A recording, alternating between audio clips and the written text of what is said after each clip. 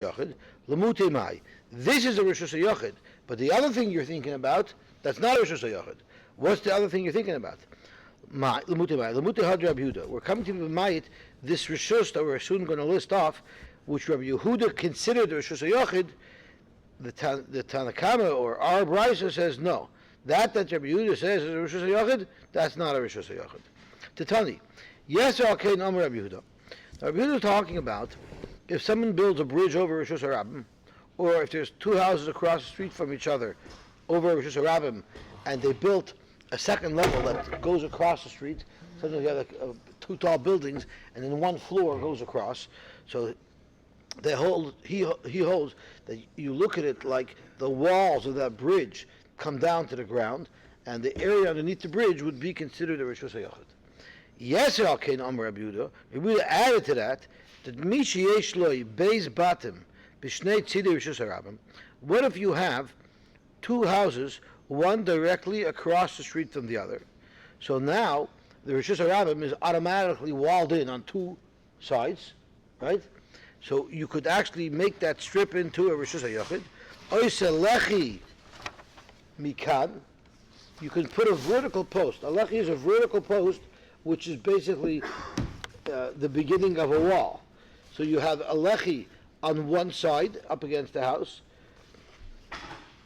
v'lechi kam, and a lechi on the other side of the house. So on one house, you have a post on either side of the house, which is like the beginning of a wall continuing across the street. So that sort of completes the third and the fourth wall. Or you could put a board across the top on either side, and then it becomes, the area inside will become a Rishus HaYochid. According to Rabbi Akiva, the Noisen, you can walk 4 amas, you can carry things 4 amas, because it's no longer Rishus HaYochid, that area underneath. So is that what we do by the 401? We hold up the bridge underneath? 1 second. Are we doing, well, we're putting a lechi. Yeah, it's not like, it's because the 401's on top, right? Right. We have the bridge underneath. I mean, we're going underneath. No, I think underneath, we're not even, you're not going on the Shus Rabbim. You're underneath the Shus Rabbim. Here, the Shus Rabbim itself. There is a lechi there, I'm pretty sure. At the entrance to the tunnel? Yeah. There is a lechi. That's probably not as serious as a case as Rabbi Yehuda's case. Rabbi Yehuda's case is you're making the 4-1, right, a strip into Rishus Yachid. Amalei, the Chachamim told Rabbi Akiva, Ein ma'arvin Rishus Harabim b'kach. You cannot make a Rishus Harabim into a Rishus Yachid. You could do it on the Mav, you could do it on the Chatzar. You can't do it to a Rishus Harabim. So that's what the Brisa meant. Zuhi Rishus Yachid. The Rishus listed in the Brisa are Rishus Yachid, not this case of Rabbi Yehuda, where you're trying to convert a Rishus Harabim into a Rishus Yachid. That's point number 1. Now we want to go back to the Bryce again, where it says Zuhi Rishus Yachid Gemura. This is a pure Rishus Yachid. Mashra is something else that's not a pure Rishus Yachid. But my color Gemura, what does Gemura mean? Because Gemura, Ma'udatemi, you might think, Ki Pli Rabban Allah Rabbi Yehuda, do I have a Rishus Yachid? To what extent, to what degree do the Rabbanan argue with Rabbi Yehuda and tell us that this space in between the two homes is not a Rishus Yachid? That's Hanamid L'Talta. I'm not going to be matched to Chumrah. They're not going to allow you to carry a chayfetz 4 amas in that space. You know why? Because it might be a Rishus Harabim. I'm being machmer that it should be like a Rishus Harabim. Aval Lizraik. But how about if I want to throw an object from the Rishus Harabim into that strip? Would I be allowed to do that? According to Rabbi Yehuda, you're not allowed to do that, right? Because you're literally throwing an object from the Rishus Harabim into this newly created Rishus HaYochid. You're not allowed to do that. So, thank you very much. So, the Rabban is saying, I'm so sure that this is a Rishus Harabim, don't think I'm moided to Rabbi Yehuda that it would be usher. I'm not just saying l'chumra that this strip has the status of Rishus Harabim. I'm saying it really has the status of Rishus Harabim, and therefore I'm not moided to Rabbi Yehuda. And I hold if you throw something from the Rishus Harabim into that place, I'm going to hold it your potter. So Avalizrak Moidula, you might think it would be chayiv if you threw an object from Rishus Harabim into this strip, Kamash V'lon, that the Rabbanan is saying it even L'Kula, that it's Rishus HaRabim. So they're actually poskening that this has a status of a real Rishus HaRabim. So what does it mean? Zuhi Rishus HaYachid Gemura. It's mashma that Zuhi Rishus HaYachid Gemura, those listed in the Mishnah are real Rishus HaYachids. This is a shtikal Rishus HaYachid. That would be the deal. The problem is, this is not even a shtikal Rishus HaYachid. According to the Rabban, this is a Rishus HaRabim Mamish. So how do you understand the Gemura? So because of this kasha, Rashi changes the intention of the word Gemura. I'm sorry? It's not completely Rishus HaRabim. It's Rishus HaYachid we're talking about, right? Zui Rishus HaYachid Gemura is the word that we're analyzing. So the case of the Mishnah are real Rishus HaYachids. But this case of Yehuda is not a real Rishus HaYachid. It's only a partial Rishus HaYachid. But it's nothing. It's Rishus HaRabim. So how do you understand Zui Rishus HaYachid Gemura? So that because of that, Rashi says Zui Rishus HaYachid Gemura, the Rishus HaYachid listed in the Mishnah is a real Rishus HaYachid, meaning it's completely enclosed from all four sides. But this Rishus HaYachid is not enclosed by all four sides. So the Gemara doesn't mean this is a real Rishus HaYachid to lafuke a shtikal Rishus HaYachid. It means this Rishus HaYachid listed in the Brisa is a Rishus HaYachid that's in fact covered by a wall on all four sides, while the Rishus HaYachid listed in the machlekes between Yehuda and the Rabbanon is not covered by all four sides, which is a little bit of a deichik because that's not the way you would typically understand the word Gemura. So Rashi, we can actually see Rashi, Kamash Malon Gemura. If you see Rashi, it's like the 6th or 7th skinny line. Kamash Malon Gemura. Klamer Zui Shenikmu Minim Chitza Shalah. The Rishus HaYachid in the Brisa, the original Brisa, have the full four mechitzos. Sheyesh lo mechitzos mikol tzad. K'loin charitz v'chein geder. They're meaning midal tzad and gudasik. However, Aval Rabbi Yehuda, I just skipped some lines in Rashi. Aval Rabbi Yehuda loy nigmu mechitzos shalah leminyonon. And therefore, v'lav Rishus HaYachid klal. So it's not a full Rishus HaYachid. It's b'chalal not a Rishus HaYachid. It's a Rishus HaRabim mamish.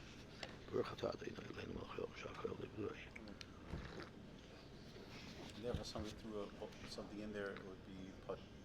Yeah, mutter and potter, because you're literally throwing from Rishus HaRabim to Rishus HaRabim, provided that you didn't throw it for Rabbis, right? Okay, so now we're going to see what the second category is. The second category in the Brisa on Vav Amud Aleph is Ve'ezer Hi Rishus HaRabim, Sratya, a big open, a big street that goes from city to city. Platya is the big open square of the city, Platya Gedoyla. Umavoyes HaMefuloshin, and smaller streets that are open on either side to a large place. Zui Rishus HaRabim Gemura. This is a Rishus HaRabim Gemura. So Zok to Gemura. Let's talk about this. Amar Zui Rishus HaRabim Gemura Lemute Mai. What are we being Mamayit? Zok to Gemura Lemute Idich Rabbi Yehuda. We're being Mamayit a different halacha of Rabbi Yehuda that calls something a Rishus HaRabim, which our Brisa is arguing upon and saying that's not a Rishus HaRabim. So what is the case? That none. In the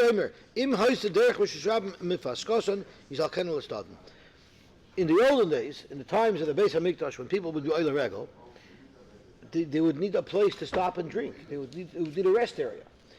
So what they used to do for rest areas is they had wells in the Rishus HaRabim. Now a well is a Rishus HaYachid, like the Brisa earlier discussed. If it's 10 tefachim deep and it's daled, it's going to be a Rishus HaYachid. So the well is Rishus HaYachid. When you're standing at the edge of the well, you're in Rishus HaRabim. So how in the world are you going to get water out of the well on Shabbos? You have to stick a pail in, pull the water out, and then bring it to you to be mashke your animals. You're going from Rishus HaRabim, from Rishus HaYachid to Rishus HaRabim. You can't do that. So what did they do? What they did is on the four corners around the well, let's say they made a 10 amma by 10 amma square, a virtual square, and on each corner they put a vertical L bracket. So it picked up, let's say, an amma of the east and the amma of the north, an amma of the east and an amma of the south, and then the same thing with northeast and northwest. So they had these four L brackets. They had four L's. They had four walls in the shape of an L that outlined the four corners, but you can walk in between. Almost like a chuppah, but instead of having a post holding up the chuppah, you just had an L-shaped wall. So why do we use a string? I'm sorry? Why do we use a string? Why can't you just use the L bracket? We use a string. They had an L bracket on the roof. They had I'm just saying we use a string, right? That's right. So why can't we just use an L Well, bracket? that string is being used as a kaira, right? It's going across. Right. We're talking about walls, vertical posts. But there was entrance. Yeah, but there's I'm nothing sorry? in between. There's nothing By the connected. birois. Right, by the birois they didn't have anything connected. So you don't have to always use a string. You can use a lachi instead of a kaira. Okay. is only a heter for this literal case. The- Okay. So for the oil regel, they created this square, this virtual square around the well, and that made it into Rishus Harabim. So that was like the rest area. They pulled in there, and then they were able to take the water out. So So this was on Shabbos. They're being oile regel on Shabbos. They're moving on Shabbos in Rishus Harabim. they're moving. So wait a minute. They're Wait a minute. That area. This is about a tailgate party. That Right, area. So they're sitting, but they're able to go and get water. That's right. That area that you created, so that they created, is what now? Is it They Rishus can't Yachid? buy Rishus the Yachid. That's So what they it can't carry, if they're carrying anything, they can't bring anything to that area That's either. correct. But they could bring their animals in to drink. That's right. All the But drinking if was they're carrying contained. anything, they're not carrying anything, they're Copyright. regular, they're not. They won't be able to bring anything in So there. they can't bring anything in That's there. right. They have to put it that. I guess so. Occasion. I guess so. I don't think they had a corona issue in those days. Camouflage. That's right. Okay, so what's the halacha? What's the halacha if there was a Rishus Harabim that was going right through the Pasei Birois? How were they carrying tool there? I'm sorry? How were they carrying a tool there? Well, they wouldn't be able to carry anything from the area around it into that immediate area. But what about the tool there? If it's You let it go more than Shabbos. Daladamas. Yes, but maybe they were camping around and they would just go there for a drink or something. They walk their animal. What? They walk their animal over. That's right.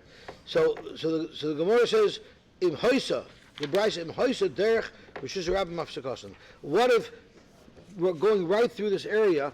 Welchem mishigna hatu gemacht a gas in mitten a Pasei Birois. But the problem is that they had to do these Pasei Birois wherever the existing barriers were. And what if there's a bar Rishus Harabim right in the middle of a thoroughfare, and they made this Pasei Birois there? So what would happen? So the halacha is Yisal Kenel Estaden. Zok Rabbi Yehuda, you're going to have to reroute the highway. You have to reroute the 401 around this well.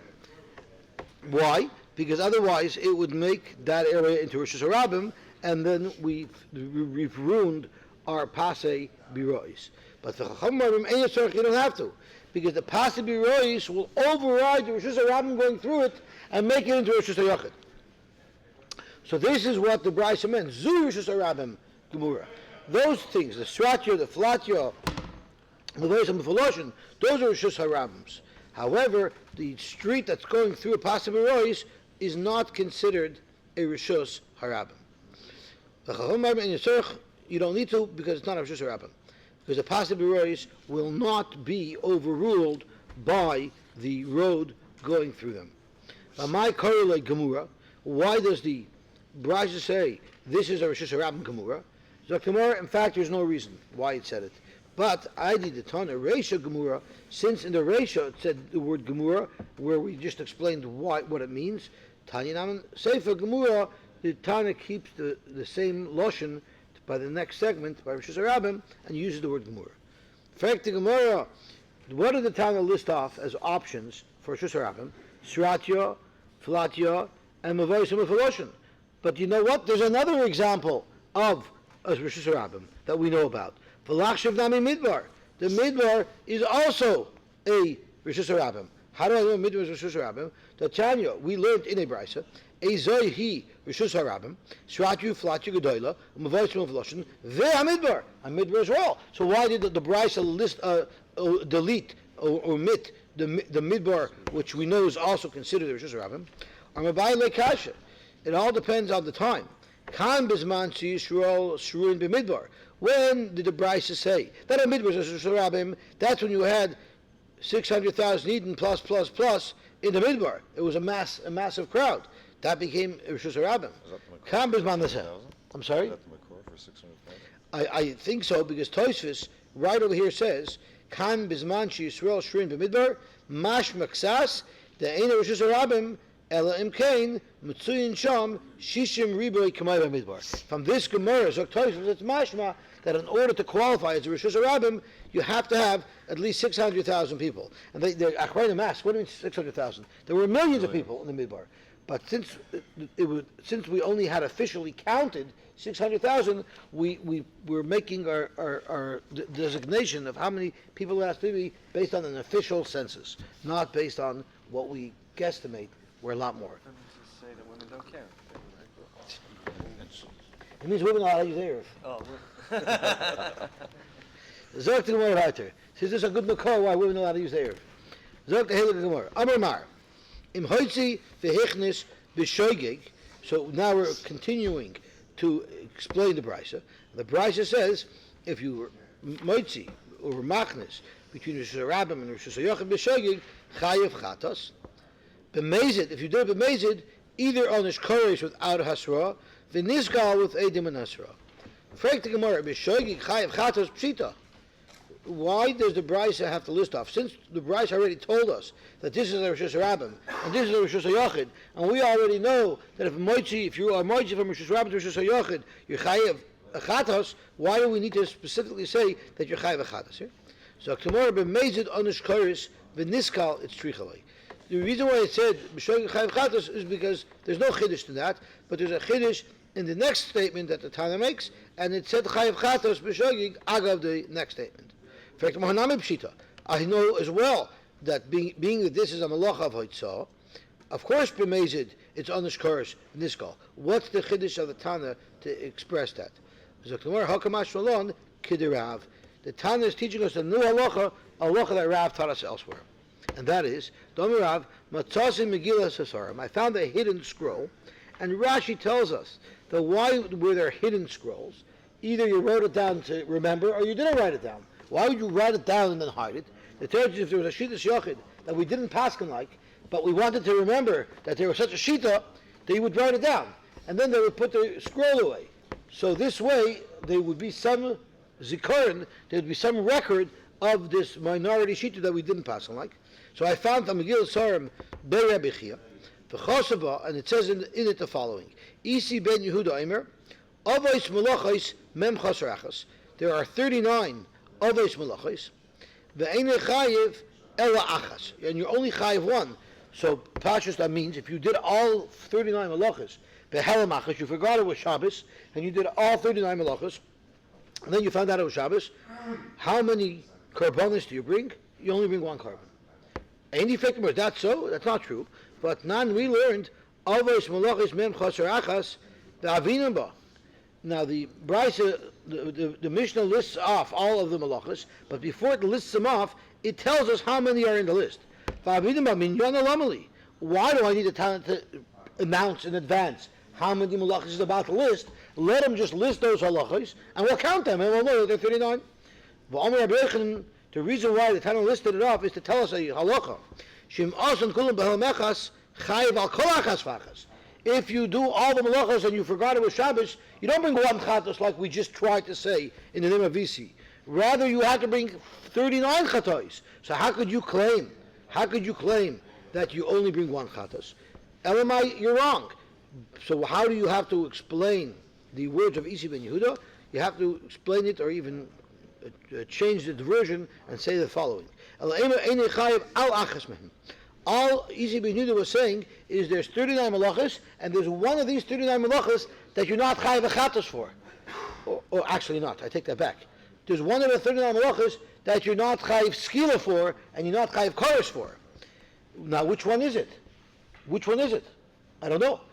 But what I know is, v'hakamash malon, about our brisa speaks out beferish, that you bring a chatos, and you're niskal, and you have koresh, that ha mehanach le'mishavkan. The malach of etzah is definitely not one of the malachas that you don't get chorus for, because our Mishnah, our brisa is specifically saying you get chorus for it.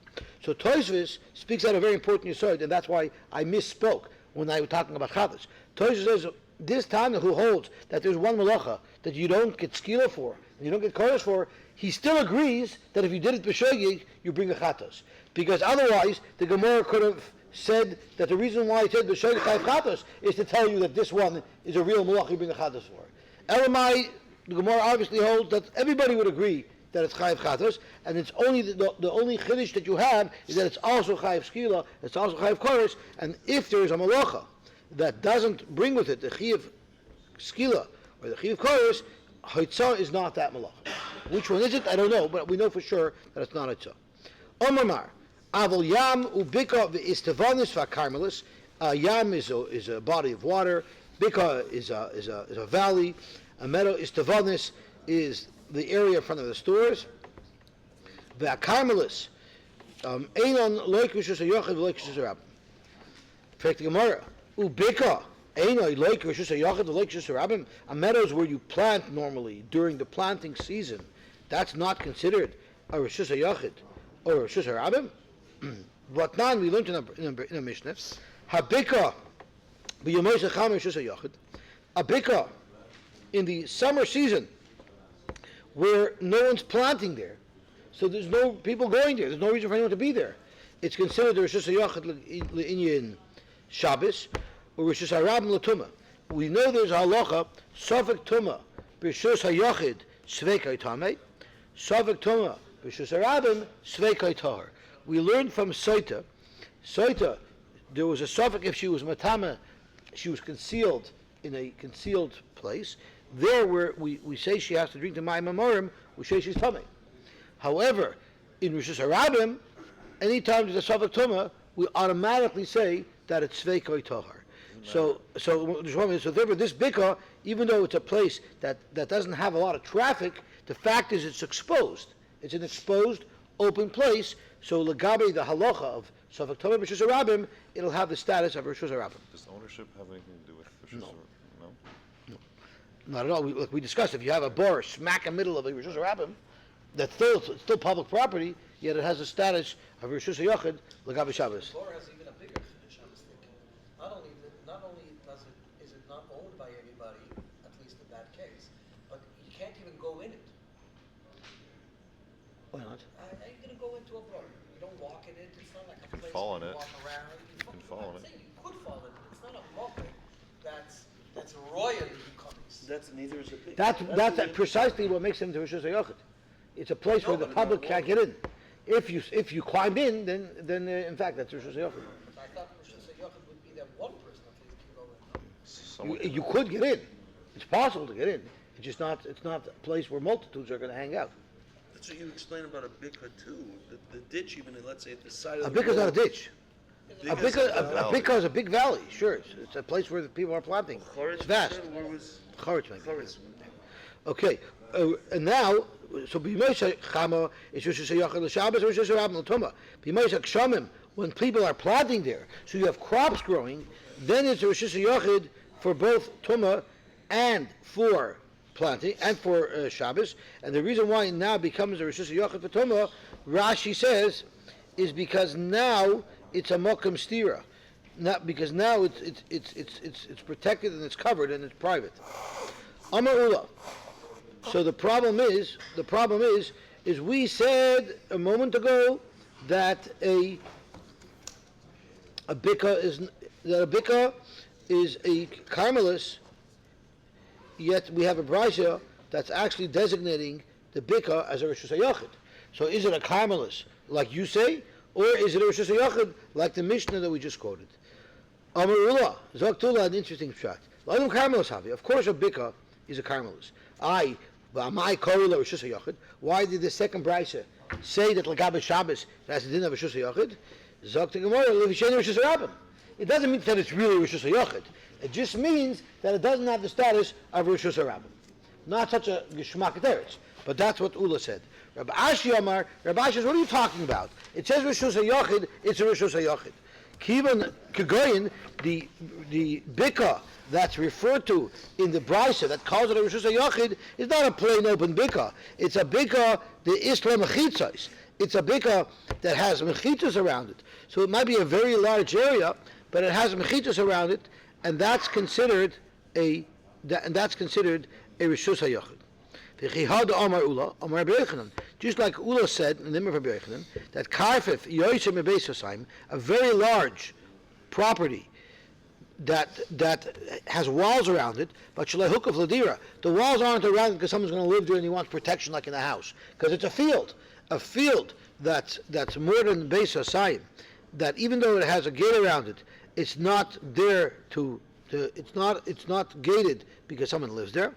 Vafilu kurayim, even if it's a larger place than that, hazorek l'soichei chayiv.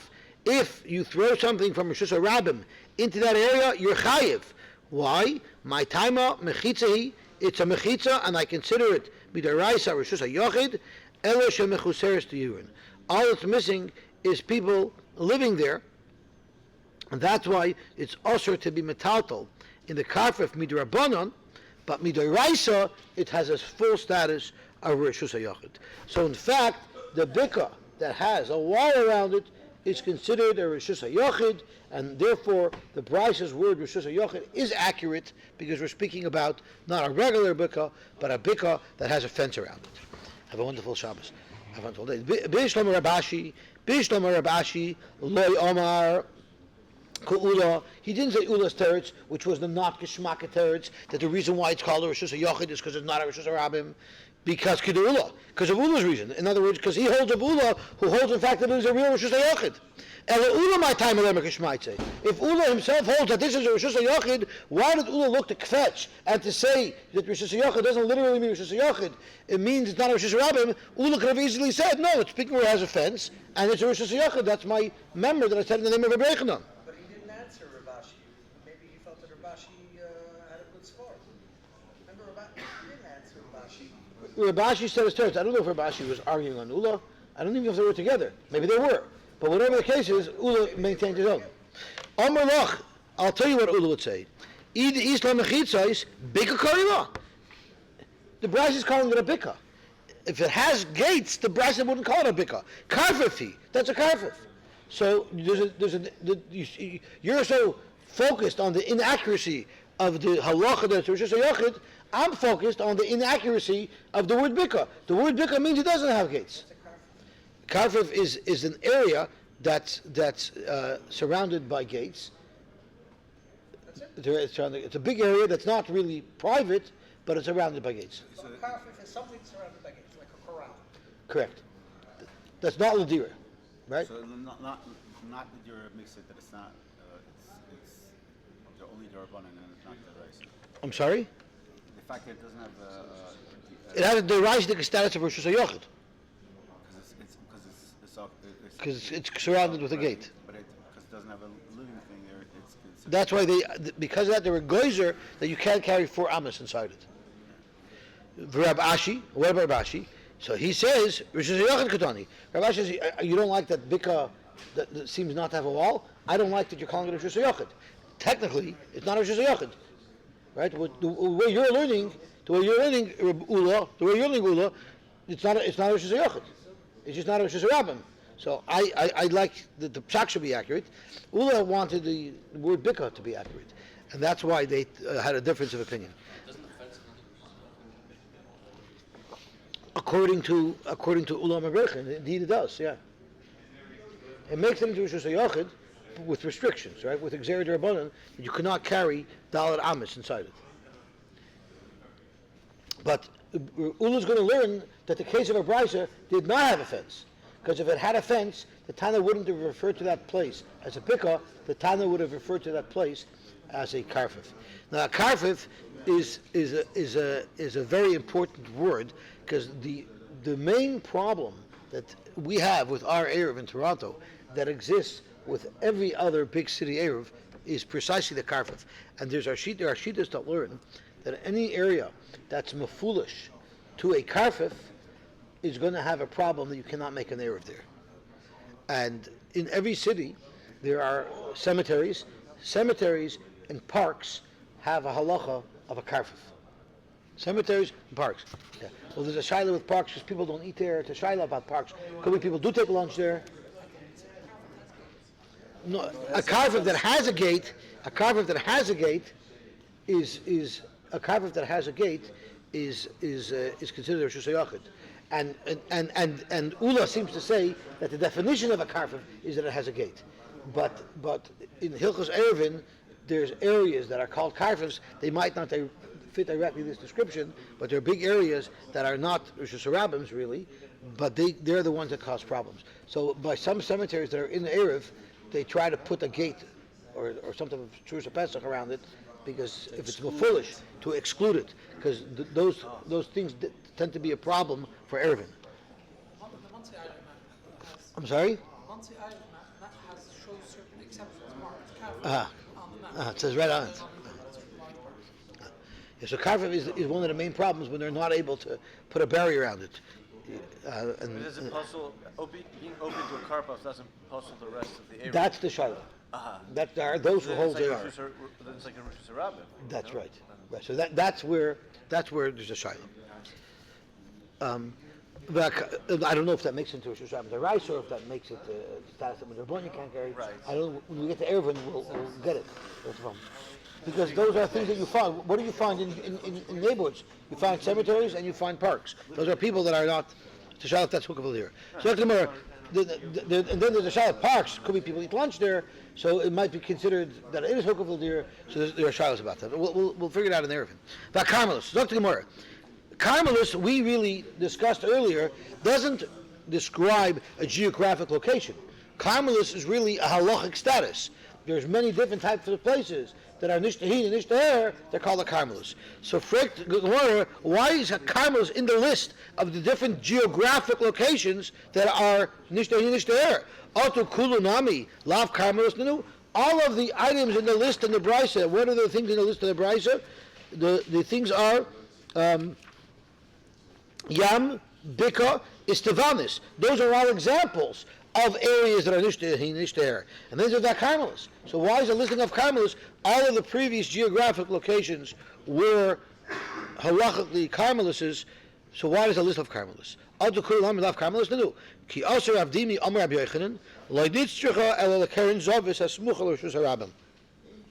Imagine you have a row of houses. In those days, they didn't really have front yards. The walls, or if they had front yards, the wall of their yards, the walls of their property, was the property line between Rishus Harabim and Rishus HaYochid. Now, what if one fellow built the wall of his property line 5 feet back, 5 feet recessed into his own property? So you have a wall, you're walking along Rishus Harabim, you have a big wall to your right, you have a big wall to your left, and then all of a sudden the wall indents for 20 feet and then pops out again. So there's a place where there's a little shoulder, like when you're driving through a construction zone, every mile they have a place where you could pull your car over. So you used to have a little area where the Rishus Harabim gets a little wider, right? So that's exactly that case. So that's a place where the multitudes aren't going to go through there because the rest of the Rishus Harabim is narrower. So, but it's an area where people could reach. So that's what we're talking about.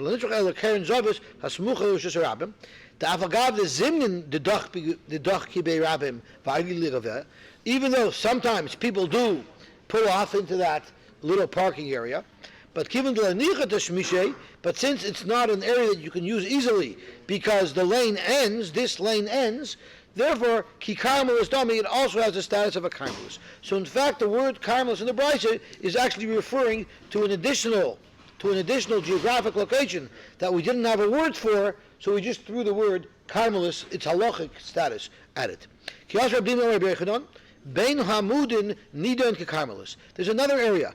In the area where merchants would sell their wares, there would be a whole bunch of posts. Now these posts were not symmetrical. They weren't lined up in nice rows and nice columns. They were just sporadically all over the place.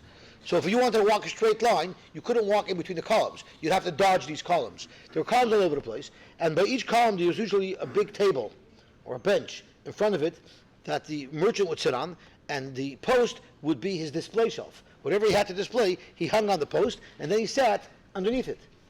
And that was his store. That was his store. So what was the purpose of the post? To hang his wares on. No, that's what they put the Yeah, that was the post there for. guys put up their posts. Well, maybe the person who owned the shuk. I don't know how it worked, but there's a whole bunch of posts there for the merchants to go there. I'm not sure who specifically owned them. What? Some kind of a sunshade. We don't know if there was an awning over it. The posts were just made to hang their wares on. So that area is considered like a carmelus. Why? My time, even though multitudes of people walk through there, since they can't just walk straight through, because it's not like these posts are lined up, so if you walk in between them, you can walk straight through. Rather, you're constantly dodging around the posts. You can't really walk through the well. It's just like a carmelus, and therefore it has the look of a carmelus. So the whole shuk was a rishus harabim, and just in front of the post was a carmelus? What is The area. Bein Amud? Yeah, there was an area where they had a whole bunch of posts. The way I visualize it is, I haven't been in Yorkdale in many years, but I know in Yorkdale there would be booths in the middle of the place where people walk. So I envisioned like an area where there was probably stores, there was a big area where people were, and then there was an area where there were booths. That area where there were booths would be like a carmelus because you can't just walk through there So easily. the whole shuk wasn't full of posts. The whole shuk is rishus harabim without Correct. an area with posts. I believe so. The carmelus. I believe so. That's how I understand it. I don't know that I'm right, but that's how I understand it. Amar Abzera, Amar Yehuda, and that's where they sold makeup, and that's where they sold iPhone accessories. You know, they sold those type of items. Dead Sea cream, right? Okay. Full of Israelis. That's right. That's where they sold. What? That's where they sold, period. The other places, everybody was just walking. The shuk. Yeah, I guess so. Yeah. Okay. Amar Abzera, Amar Yehuda, it's the Vashlaf Ne'emudim. In front of all these posts was actually a bench that they sat on. That's Nidin Kamelus. That's a Kamelus. Now the Itztava is even harder to negotiate your way through. A post you walk around, but the Itztava was mamish there. It was a permanent fixture there, and that would have been harder to go around. It was a place where someone sat. So Reb Zera Amar Yehuda says, first we learned that the posts are Carmelus, and then we learned that even the Itztavas are Carmelus. So look to my Lamand Amar Bein Amudim. If you hold that the Amudim creates enough of an obstacle that it slows traffic down and that it takes it out of the status of a Rishus Harabim and makes them into a Carmelus, Koshka Yitztava. A Yitztava is even a bigger impediment to traffic, and for sure that would make it into an Yitztava. It would make it into a Carmelus. But Lamandam Yitztava, but if you hold it's the Yitztava that makes it into a Carmelus, then you might argue that Yitztava hud le'nichet to le'nichel tashmishay, that really slows people down and prevents it from being a Rishus Harabim. Of a Bein Amudim, which the movement is still easier, to Nichel Tashmishay Loi, could be that would not be a Carmelus. So now we see a machlekes whether or not Bein Amudim is considered a Rishus Harabim or if it's considered a Carmelus. Lishnachrina, there was another way that this machlekes was expressed. Of a Bein Amudim, but Bein Amudim, the Zimnin, the Dor Shilei Rabim, that sometimes a Rabim do go through there, Ki Rishus Harabim Damya, so it's more explicit that the Itztava creates a Carmelus, but the Amudim don't. Amar Rabbi Bar Bashila Amar Abchista.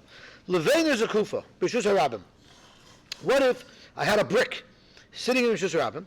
Rashi tells us that this brick was 3 tvachim by 3 tvachim, and it's undefined how tall it actually was. So if we look at Rashi, Leveina, which is just below where we are in the Gemara, Leveina, Stam Leveina is Rashi, Orcha v'Roch v'Gimel, it's 3 tvachim by 3 tvachim, but Ve'ela of Yeshir, the height of it would not be defined. Yesh mein avos, v'yesh mein dakos, some of them are thicker or taller from the ground, some of them would be shorter. It's all called a Leveina. So if you had a Leveina, it's Kuba B'Shus Harabim, v'Zorach v'Toch b'Fanel, and you threw something at it, you threw a piece of bubble gum, and it hit the side of this Leveina, so it's within 3 or 4 tvachim on the ground, and now it's on the wall. It's on the wall of this Leveina, over the airspace, over the ground. Rashi doesn't use bubble gum as a sticky thing. I'm using it because in our mind that's what sticks. But Rashi's using a devela, shmeina, a fatty, sticky fig cake, or a tit, or mud. So we'll use bubble gum. You know why? Because we look at it like this thing is hanging over the airspace of the Rishus Harabim. So in fact, it's in Rishus Harabim. There's a hanacha because it stopped on this side of this brick, and it's technically over the Rishus Harabim within 3 tvachim of the ground. So you've made something move. Dalaram is in Rishus Harabim. But al gaba, if the bubble gum landed on top of the brick, then it's going to be potter. Because on top of it, we're going to soon see, is a place with Lodoshi Barab, and people can't walk on it, and some people can't walk on it, it makes it into a carmelis.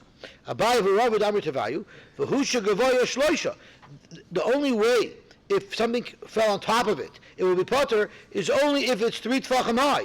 This levena can't be any undefined height, because if it's very low, people walk right over it, and it's a regular Rosh Hashanah. So even if something landed on top of it, it's the same thing. But if it's 3 tefachim high, that's already something that people walk around, so therefore it would have a status of a carmelis, and therefore if something falls on it, it will not be chayiv. I'm sorry, if it's 3 tefachim by 3 tefachim, and it's above 3 tefachim, it might even be a mokum p'tur. It might even be a mokum p'tur. It might not even be a kamas. It might even be a mokum p'tur. But who should gavoya shloisha? That's only if it's 3 high. The lo dasha berabim. Aval hizmi v'higi. What if it was not 3 tefachim high? It was very flat on the floor, but it was thorns or spikes that was left on the floor that you threw something and landed there. Aval gav the leg v'shloisha. If you threw something dalal amis and it landed in an area where there's thorns or spikes on the floor where people cannot walk, that's also not considered a Rosh Hashanah, and you won't be chayiv. V'chi barav amri afilu hizmi v'higi. Even that people walk on. Avol tsoya, if there's a big plop on the side, that everybody walks around. That for sure. So if you throw bubble gum and it lands on a pile of tsoya, that would be potter. Regardless of the height. Correct. It has other things that make people walk around it, right? It's very common because they had animals. That's right. Right. That's right. For Rav Ashi Amar, Rav Ashi said, "Afilu tsoya." Even tsoya is going to be a Rosh Hashanah, and it's not because he holds that people walk into tsoya.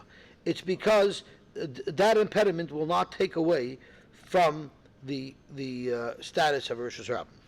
Amar Rabba. Well, I'm not sure who mentioned what. So what's the category of those? That's called a mokum p'tur. It's Those things, if you won't walk on there, Yeah. if it's something you wouldn't walk on there, then it has the halacha. I believe it has the halacha of a carmelis. I believe it's 3 tefachim high. It might have the halacha of a mokum p'tur. below 3. It's below 3. Below 3, I think Did it's you just know like a that? carmelis. It's called a carmelis. I think so. But I think so. Yeah. right, because there is a carmelis that we could walk in. There's some carmelis we don't walk, and some carmelis. We I'm actually wrong. I'm actually wrong because let's look at Rashi, the second wide line, the last words on the line. Avagav gavoy gimel zok Rashi have a mokim petur la'atzmoi the ladoshi berabma la shelo yezuku. So all these areas would be a mokim petur. So it's not a carmelis. I'm wrong. Mokim petur means l'chatchila. You're allowed to throw bubblegum 4 amas into Rosh Hashanah and have it land on this pile. What was Rav Ashi's cheshbon? Afilu tzoya. Rav Ashi. So why does he hold Yeah, that? tzoya is special. He holds it's not special. Right. I don't know. 'Cause I don't think people walk in it. And all the characteristics- Mati, does the art scroll say anything specifically about Tzayah? I think I saw something that it said about even though people don't walk there, but it still is not Mavatal Rosh Hashanah. Did he say anything? Oh, the video. Yeah, Sorry. I'm dealing with if it's 3 to 10 tefachim, then it's, sorry, that was over here, 1 second, sorry. On top of the brick, on through. We have how many? It's We not have, permanent. we have like 4 art scrolls. Someone's got to help us out. It's not permanent. See, I don't know if that makes a difference in how we define That's a not fire what he said. hydrant in Mokum. He addressed it, right? He addressed it. A brick is permanent. So it's not permanent. It's here today, gone tomorrow. We hope, right? Is the article talking about? It's a pretty big brick. He doesn't think about Tzayah on Rav Ashi. Feel Tzayah? But that's permanent. What? You put there, it's not going to move. 25? So is one day here, next day it's gone. Anything less than 3 tefachim high is considered according to the ground as part of the ground. What's so Oh, okay, so that's what he says. Anything that's within 3 tefachim of the ground is bottled to the ground, regardless of whether or not someone would step on it. And that's called then a Mokum P'tur. No, and therefore it's not a Mokum Tur. It's part of the Rosh Hashanah. It's bottled for Rosh Hashanah. A brick cannot be bolted to the ground? We're talking. So no, we're talking about here for 3 tefachim high, right? For Husha Gavoya Shloisha. We're based on the Abaye for Rav Dama Tavayo. If it's 3 tefachim high, it's fine. Anything less, hizmi, tzayah, whatever it'll be. If it's not 3 tefachim high, it will be bottled to Rosh Hashanah. road spikes. If they're not 3 tefachim high, it will be bottled to Rosh Hashanah. Oh, the Akiva held that Tzayah was. That's what I said. There was a Rosh Hashanah. There was a separate rishus. So Reb even Chiya- though it's less than 312. That's correct. That's right. Reb Chiya held there was, So he and holds it's totally in, and- people will walk on it. correct. Rabashi says Even though we say love. correct. That's exactly the point. Gewaltig. Okay, so now we know that there's a shaila. What makes it Rosh Hashanah? Is it merely the fact that people don't walk there, or no? If it's below 3 tvachim, Akiva Balter says it's automatically bottled. I'm sorry, Rabashi says it's automatically bottled if it's below 3 tvachim. You don't look at whether or not someone walks on it. That's not the deciding factor. Amar Rabba, the very Reb Shila, he also Reb Dimi.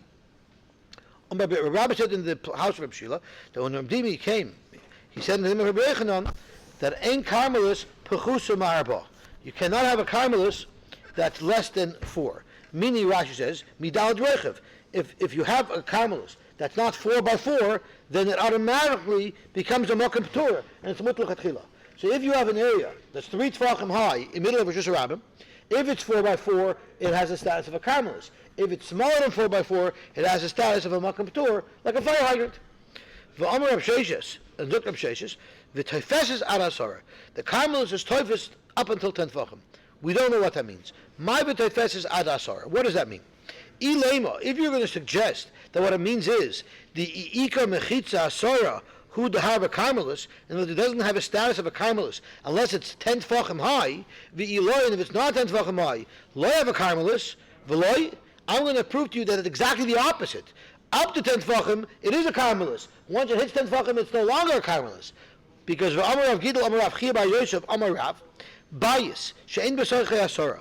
You have a home that it's the height, the open space from the floor to the ceiling is not 10 tvachim high. But v'kiruyov, if you include the thickness of the roof, assuming there's like a flat roof, and the thickness of the roof adds to the height of the outside of the building, mashlima la'asara. So if you measure the outside from floor to the top of the roof, you'll have 10 tvachim. But if you go inside, you don't have 10 tvachim.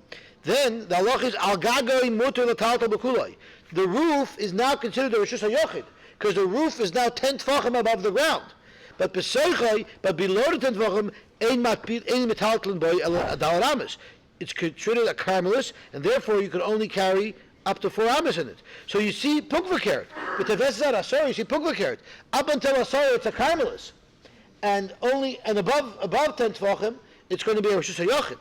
Alamai v'tefeses ad yud. What does the Bryce mean, or what does Reb Sheshes mean when he said v'tefeses ad asar? It means the ad yud hu dahavik a karmelis. It only retains a state of a karmelis up until it's 10 tvachim high. But l'mayla miyut tvachim, but once you hit 10 tvachim, then they have a karmelis. It's no longer a karmelis. It's now a reshus hayochid. Is it talking about the height that it projects into the reshus harabim? That's how I understood it. So then why do we care how high it is? Because you could have a burrow and... Because I think once it's 10 tvachim high, it's considered a mechitza, and now it actually creates a separation to make it into a halachic reshus hayochid. No, I'm talking about this is under the... you could have something under the ground. You could have If it's something recessed. A bunker that's So more than 10 tvachim high, and you just have a little...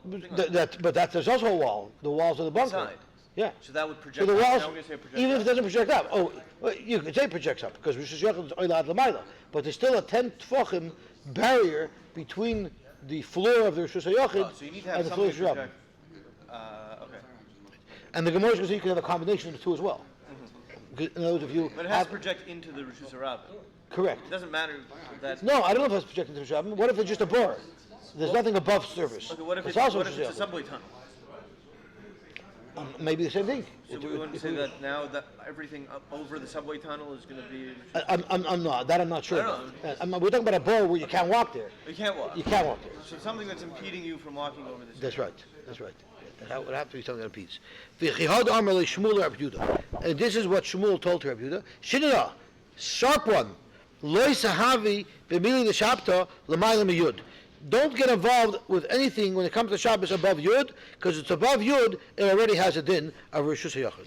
L'mayla, what was he talking about? If you want to say that he's trying to say that reshus hayochid doesn't extend above 10 tvachim high, because you know reshus harabim doesn't go above 10 tvachim high, right? Once you're above 10 tvachim, you're makom tur.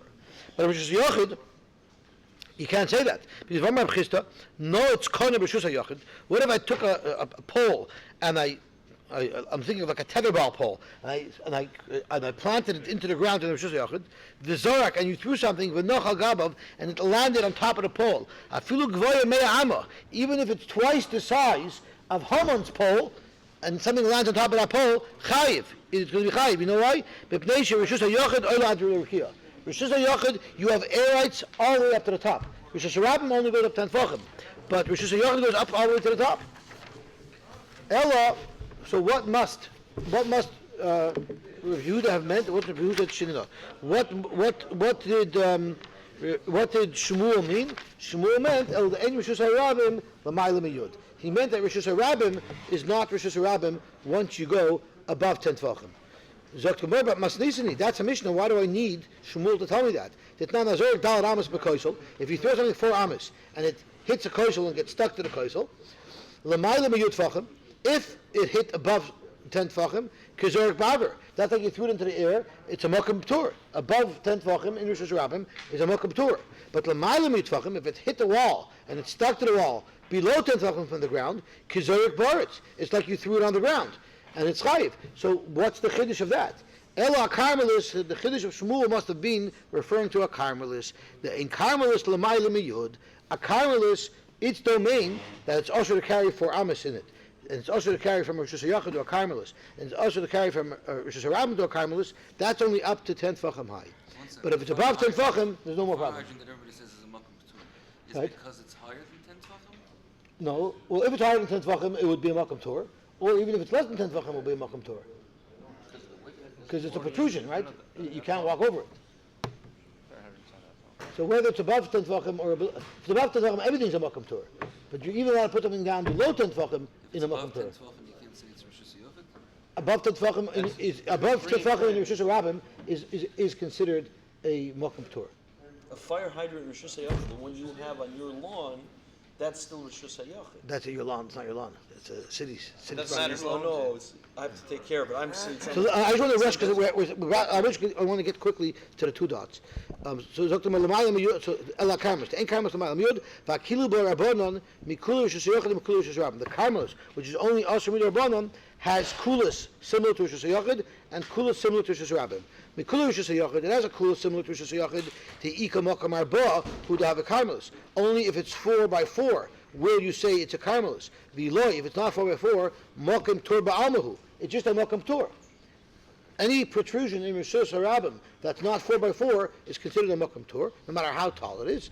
And Mikulu Rosh Hashanah, it also has the Kulus of Rosh Hashanah, the Ad Yutvachim, who to have a Karmelis. It's only a Karmelis 10 Tvachim, but the Mayim Yutvachim will have a Karmelis because the Rosh Hashanah does not extend higher than 10 Tvachim.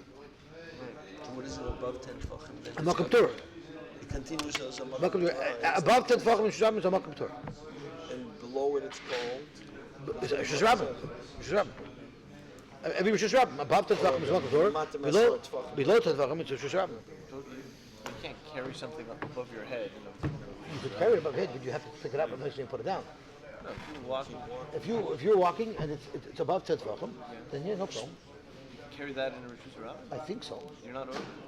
I don't think so. But you have to hold it the whole time up here. Okay. I mean, you might have an issue of Hagzah, but you won't have an issue of... But how are you going to put it down?